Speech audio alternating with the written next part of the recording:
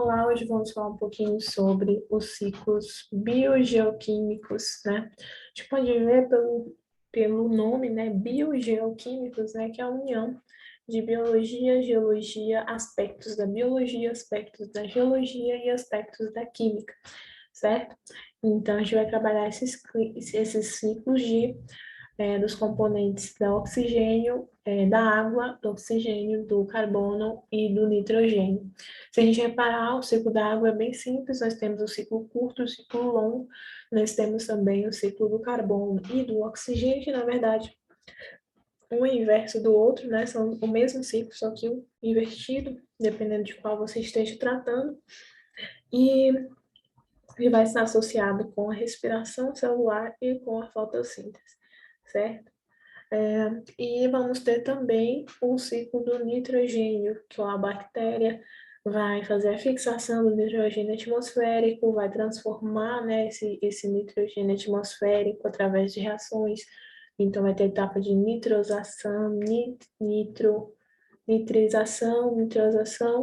nitrificação, aí depois chega a amônia, enfim, aí vai estar em um estado que as plantas possam absorver esse nitrogênio, né, modificado, e a partir do momento que as plantas morrem ou que os animais, né, os consumidores primários consumam essas plantas, assim como os consumidores secundários, terciários morrem, né, a morte de todos, a decomposição e a disseminação desses nutrientes corporais, né, que temos nitrogênio, vai ser, vai voltar para a terra, a qual as bactérias vão fazer essa, essa, vai fazer a amonificação, né, a etapa de amonificação, e, por fim, a desnitrificação, e depois vai voltar para a atmosfera, né, um ciclo mesmo. Então, nós temos esses 4 ciclos. Então, como eu havia dito, né, nós temos essas 3 palavrinhas entre biogeoquímicos, né? Biologia, geologia, aspectos de geologia, né? Os seres vivos, os consumidores primários, secundários, os produtores, as bactérias, né? Que vão estar associados ali na fixação do oxigênio, no ciclo do nitrogênio. Nós temos aqui o componente de geologia, né? Que é aspectos aqui da Terra, do substrato, da litosfera, assim como do ar também está envolvido, que muito volta para o ar, depois volta, né, para a Terra, para a atmosfera, da água, né, uma parte da hidrosfera, da atmosfera, a litosfera também está envolvida, ok? Então, esses componentes, a água, oxigênio, carbono, nitrogênio. E químicos, né, que são essas reações químicas que fazem com que eles possam fazer esses ciclos, né, desde gasosos e a atmosfera sedimentares, né, como química aqui do fósforo e fósforo azufre, que também tem esse ciclo. Então, o ciclo biogeoquímico é a permuta, tá, cíclica de elementos químicos que ocorrem entre os seres vivos e o ambiente. Nada mais é do que essa definição, essa troca tida entre os seres vivos e o ambiente. É a definição de ciclos biogeoquímicos. A permuta, né? A troca. Tais ciclos envolvem etapas biológicas, físicas e químicas alternadamente, daí a denominação usada. Tá? Então, nós temos aí os ciclos biogeoquímicos, bio porque os organismos vivos interagem no processo de síntese orgânica e decomposição dos elementos, e geo porque o meio terrestre é a fonte dos elementos, e químicos porque são ciclos de elementos químicos, ok? Então, o mais importante saber aqui é a definição de ciclo biogeoquímico, além da decomposição das componentes desse nome, né, da nomenclatura, que é as trocas cíclicas entre seres vivos e o ambiente. Então, o primeiro ciclo que nós temos é o ciclo da água, tá? Então, nós temos aqui o ciclo curto e o ciclo longo, né? O ciclo curto, nós temos basicamente 2 etapas, né? Que é a evaporação, que vai para a atmosfera, da água aqui no oceano ou em qualquer ambiente, E a partir da atmosfera ocorrem elementos aqui que possibilitam sua precipitação. Então, é basicamente a evaporação e precipitação. Mas no ciclo longo, nós temos uma coisa maior, né? Que é a evaporação, os processos vitais, transpiração, urina, que vão na fotossíntese, a eliminação do carbono, a do oxigênio, enfim, nós estamos misturando aqui da água, né? A transpiração, tá? Pelo ambiente aqui, pelos seres vivos, né? E vão para a atmosfera e provocam aqui a precipitação. Precipitação. E logo depois, essa precipitação, a chuva, né, cai, que volta para os rios e água subterrânea, certo? Então, esse é o ciclo longo e o ciclo curto da água. Aqui nós temos o exemplo, só para falar aqui da água, a evaporação, a transpiração, a precipitação, que é a chuva, tá? O escoamento, infiltração e lençóis freáticos, que para onde a chuva vai, a água vai, né? Da água na forma de vapor e líquida, nós temos o lençol freático, temos aí primeiro a precipitação, depois a infiltração, chuvas e enchentes, né, que causam, né, essa problemática social, né, é as enchentes ou a falta de escoamento, né, dessas águas, principalmente nas áreas urbanas, o escoamento, a transpiração e a evapotranspiração, que pode possibilitar o lixiviamento, que é aquela descamação do substrato, né, ou laterização, que é a descamação do substrato, né, como ocorre assim em muitos casos em áreas em casas que são construídas em áreas não viáveis, né, e acabam caindo devido a altas chuvas. O desmatamento da mata ciliar também influencia no ciclo da água, ok? Próximo ciclo é o ciclo do carbono. O ciclo do carbono está associado com a fotossíntese, tá? Porque a fotossíntese ela inicia aí a partir da absorção do carbono, né? E a produção final de oxigênio. Então, nós temos aqui a planta, tá? Aí ela faz a fotossíntese a partir da absorção do carbono, tá? Ela absorve esse carbono aqui da atmosfera e produz fotossíntese. Esse carbono ele pode voltar aqui como carbono orgânico e também está associado à respiração, porque os seres, os animais, eles mandam gás carbono para a atmosfera. Tá? Assim como na respiração, tanto os animais como as plantas mandam carbono para a atmosfera e elas absorvem na fotossíntese, tá? Assim como tem a emissão humana aqui de gás carbono, tanto a emissão por respiração e gás carbônico, certo? Também esses organismos mortos podem servir de combustível fóssil e aqui emitir gás carbônico também, certo? Então, nós temos isso aí a partir da fotossíntese e respiração, né? A fotossíntese absorve esse carbono, cadeia alimentar, carbono inorgânico e respiração celular.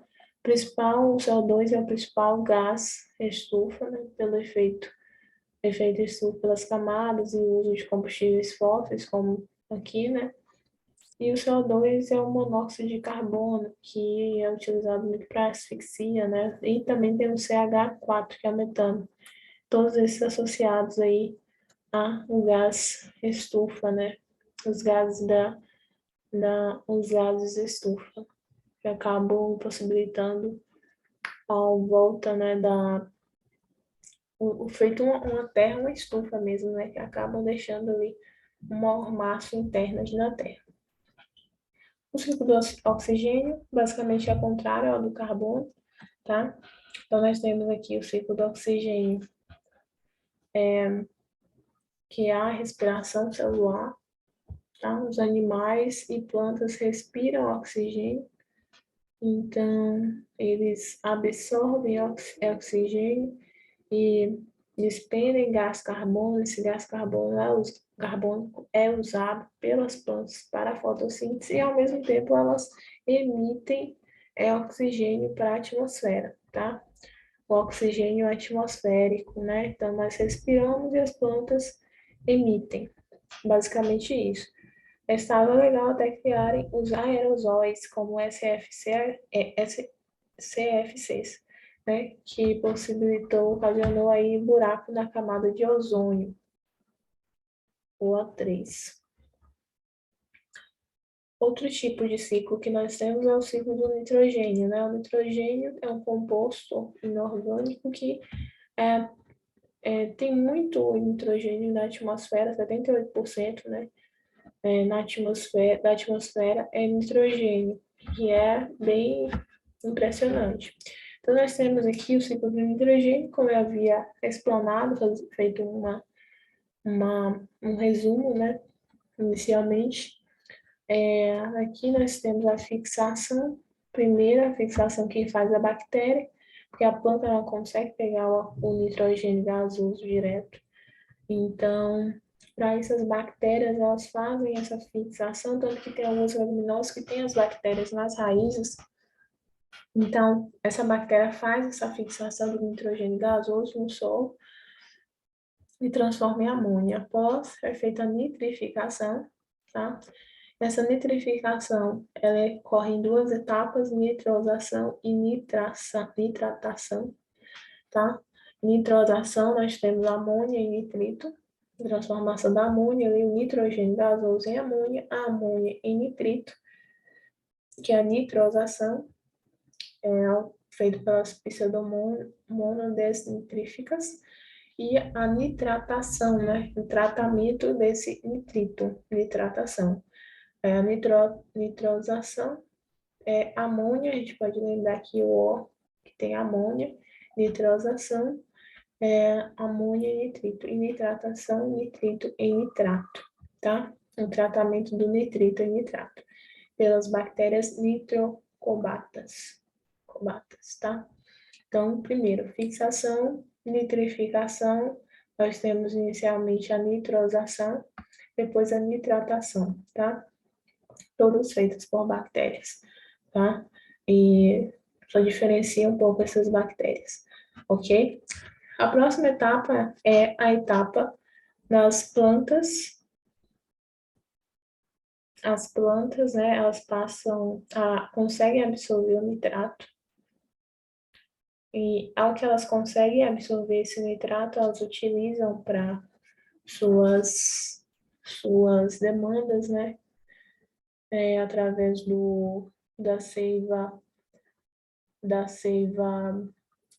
bruta, elas absorvem aí esse nitrato.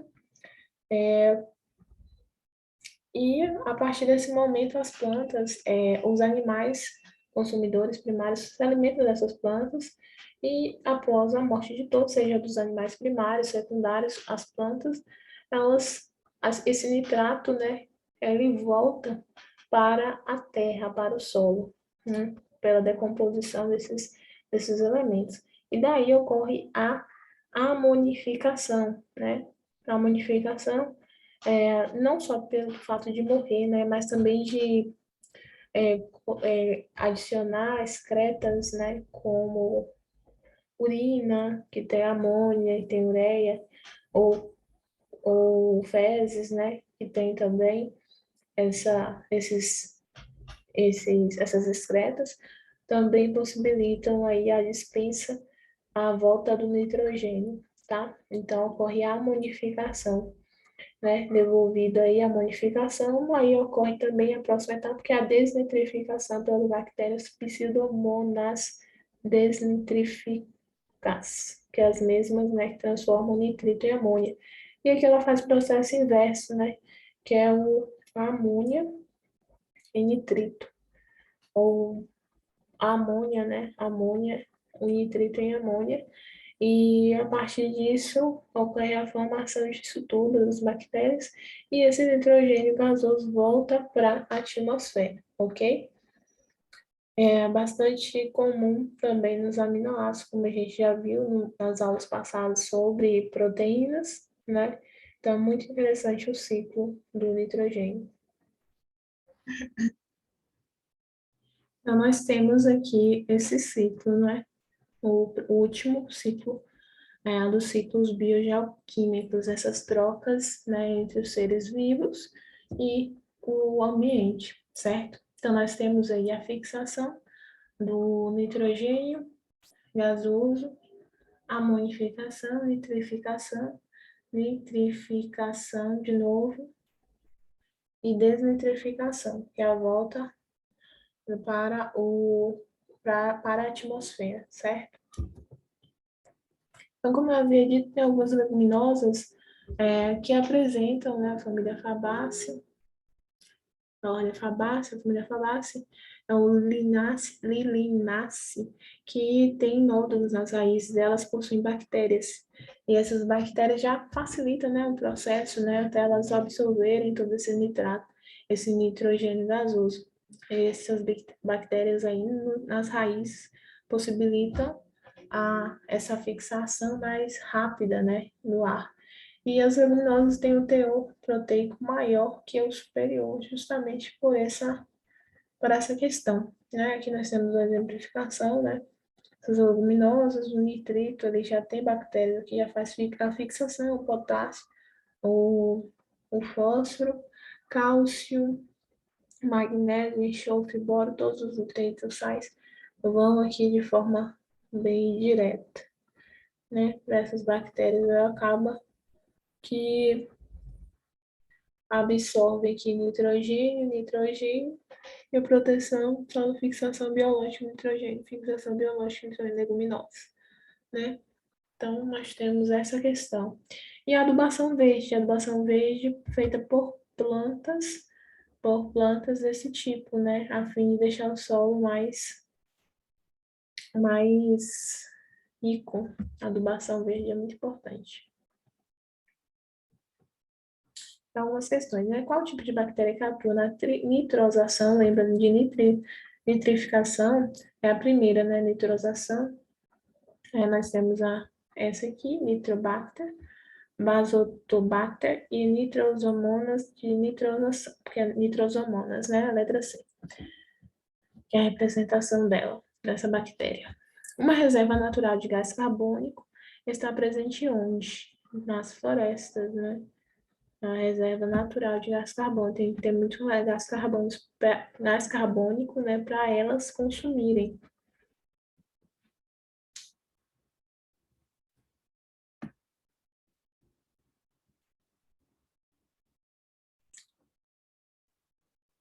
A próxima questão aqui é: o aquecimento global ocasionado pelo aumento do efeito estufa tem como uma das suas grandes causas a disponibilização acelerada de átomos de carbono para a atmosfera. Essa disponibilização acontece, por exemplo, na queima de combustíveis fósseis, como a gasolina, os óleos e o carvão, que libera o gás carbônico, CO2, para a atmosfera. Por outro lado, a produção de metano, CH4, outro gás causador do efeito estufa, está associada à pecuária e à degradação da matéria orgânica em aterros sanitários, tá? CH4 metano. Agropecuária, os gases emitidos pelos gados e pelos aterros sanitários, tá? Queima de metano. Apesar dos problemas causados pela disponibilização acelerada dos gases citados, eles são imprescindíveis à vida na Terra e importantes para a manutenção do equilíbrio ecológico. Por quê? Por exemplo, A. O metano é fonte de carbono para organismos fotossintetizantes? Não. B. Metano é fonte de hidrogênio para organismos fotossintetizantes? Não.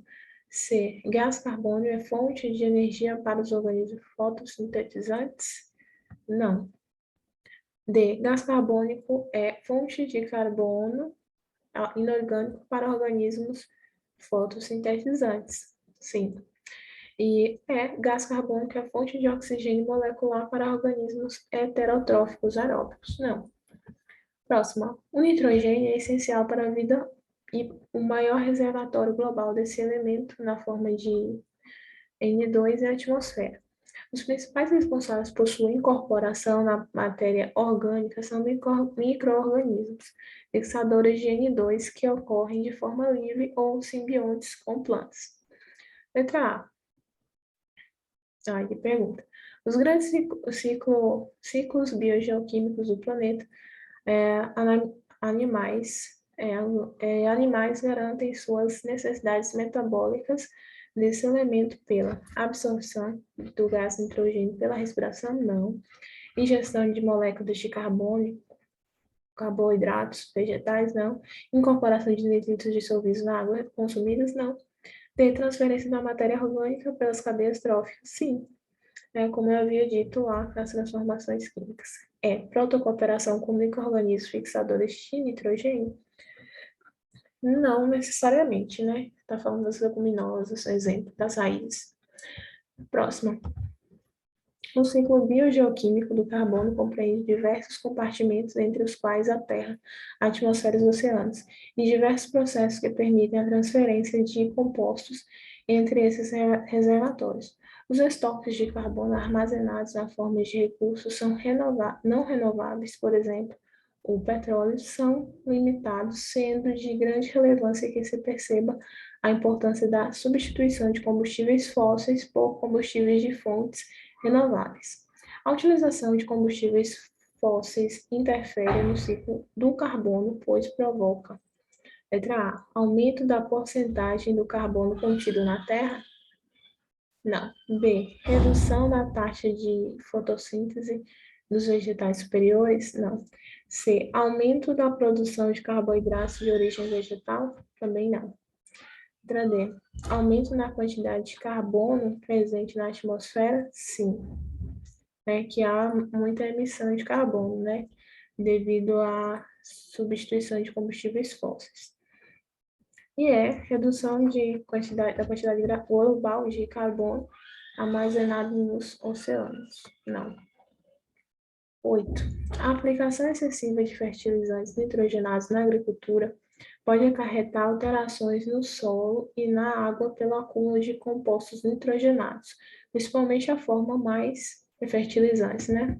A forma mais oxidada, favorecendo a proliferação de algas e plantas aquáticas e alterando o ciclo do nitrogênio, representado no esquema.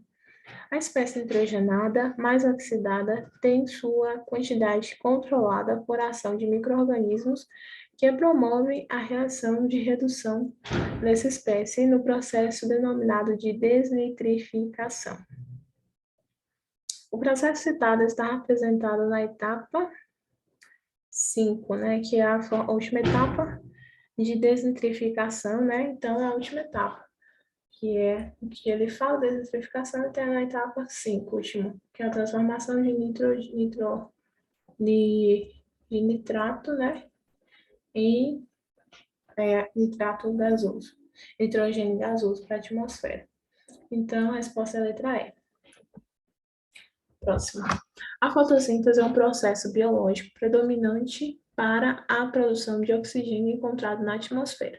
Aproximadamente 30% do nosso planeta é constituído por terra, onde se encontram grandes florestas, e 70% por água, onde vive o fitoplâncton, né? Que é os vegetais, fitovegetais. Considerando-se essas informações e o ciclo biogeoquímico do oxigênio, pode-se afirmar que: letra A, as florestas temperadas são aquelas bem laranjadas e vermelhinhas, né, que tem a definição de estações bem delimitadas, e as floresta amazônica produzem a maior parte de oxigênio da Terra. Não. B, a floresta amazônica é a principal responsável pelo fornecimento de oxigênio da Terra. Não. É um falso pensamento achar que a floresta é o pulmão do mundo. Então, não necessariamente, né, ela vai produzir tanto oxigênio assim. Letra C, ela produz, mas também consome muito, né, através da respiração celular, da respiração, enfim. C, as águas microscópicas são os principais fornecedores de oxigênio do planeta. corretíssima. E está aí, né? Tá, a principal fonte de oxigênio está na água, nos fitoplânctons, né? E ali já praticamente ele já dá um pouco da resposta, aproximadamente 30% das superfície de terra, onde quando se desfloresce 70% por água, onde vive o fitoplâncton, maior parte, né? 70% água e fitoplâncton.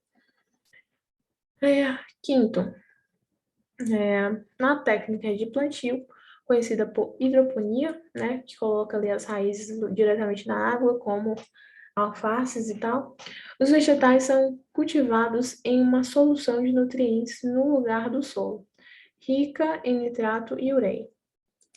Nesse caso, ao fornecer esses nutrientes na forma aproveitável pela planta, a técnica dispensa o trabalho das bactérias fixadoras do solo, que na natureza participam do ciclo do nitrogênio. Então é isso. Por último, essa última questão, bastante grande, né? O alemão Fritz Haber recebeu o Prêmio Nobel de Química de 1918 pelo desenvolvimento de um processo viável para a síntese de amônia. Em seu discurso da premiação, Haber justificou a importância do feito, dizendo: desde a metade do século passado, tornou-se conhecido que um suprimento de nitrogênio é uma necessidade básica para o aumento das safras de alimentos. Entretanto, também se sabia que as plantas não podem absorver o nitrogênio em sua forma simples, que é o principal constituinte da floresta. Elas precisam que o nitrogênio seja combinado para poderem assimilá-lo. Economias agrícolas basicamente mantêm o balanço do nitrogênio ligado. No entanto, com o advento da era industrial, os produtos do solo são levados de onde cresce a colheita para lugares distantes, onde são consumidos, fazendo com que o nitrogênio ligado não retorne à terra da qual foi retirado. Isso tem gerado a necessidade econômica mundial de abastecer o solo com nitrogênio ligado. A demanda por nitrogênio, tal como a do carvão, indica quão diferente nosso modo de vida se tornou com a relação aos das pessoas que, com seus próprios corpos, fertilizam o solo que cultivam. Desde a metade do último século, nós vínhamos aproveitando o suprimento de nitrogênio do salitre que a natureza tinha depositado nos desertos montanhosos do Chile. Comparando o rápido crescimento da demanda com a extensão calculada desses depósitos, ficou claro que em meados do século atual, uma abrangência seríssima seria inevitável, a menos que a química encontrasse uma saída, né? De acordo com os argumentos de Haber, né, produtora aí da amônia, na síntese da amônia, qual fenômeno teria provocado o desequilíbrio no balanço de nitrogênio ligado, né? Eles levaram o nitrogênio que ia ser usado pelas plantas no ciclo, né? Do nitrogênio. Então, letra A. O esgotamento das reservas de salitre do Chile? Não. O aumento da exploração do carvão vegetal e mineral? Não. C. A redução da fertilidade do solo dos economistas agrícolas? Não. D. A intensificação no fluxo de pessoas do campo para as cidades? Necessidade das plantas absorverem sais de nitrogênio disponíveis no solo. Então, né, nós temos aí essa diferenciação, ok?